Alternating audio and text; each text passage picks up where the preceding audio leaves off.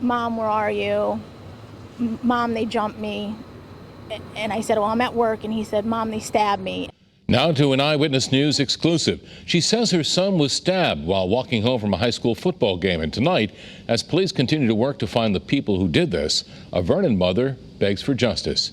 Channel 3 Eyewitness News reporter Matthew Campbell is live right now at Vernon Police Headquarters with this exclusive interview. Matthew. Yeah, Kevin, this mother says that her son was stabbed at least 10 times in this attack. So you can see why she's so hungry to see justice. And police have made 3 arrests, but none of those arrests are the suspects in this stabbing. In fact, one person who was arrested is actually this mother's other son, the victim's brother. Carly Ann Merrill has one son in the hospital and another in juvenile detention after violence breaks out after Vernon Rockville High's football game. If you would see the extent of the stab wounds where they are, I mean, they hit critical spots. Merrill says her 17-year-old son was walking home near the rails to trails when he was jumped by a group of people 20 deep. She says he was stabbed at least 10 times in the torso, legs, and head. He had staggered almost a mile to my home. Her son was eventually brought to Connecticut Children's, and that's when Merrill saw the severity of the attack.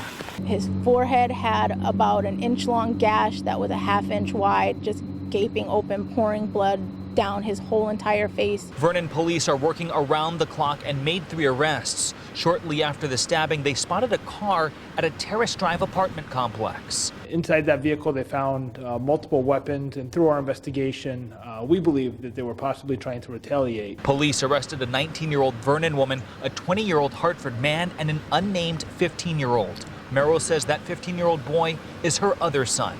Unfortunately, my son did see his older brother with those lacerations and bleeding, and definitely not himself. So that probably may have caused him a little panic. Her 15-year-old is being detained, and Merrill says the 2 others who are charged with possessing a weapon in a vehicle are friends of her 17-year-old. These officers likely prevented another incident. Merrill says her son is able to walk and is expected to make a full recovery. Both police and Merrill agree this attack was targeted. How is this going to end? How are we going to stop the violence? I've suggested bringing in a cure violence or a cure violence type of program. Now, police say expect more officers on hand at Vernon Rockville High on Monday. In the meantime, they are still working several leads in finding the actual suspects of this stabbing, and they do anticipate more arrests coming soon. If you know anything, you're urged to call Vernon Police. That's the latest live here in Vernon tonight. Matthew Campbell, Channel 13 News. All right.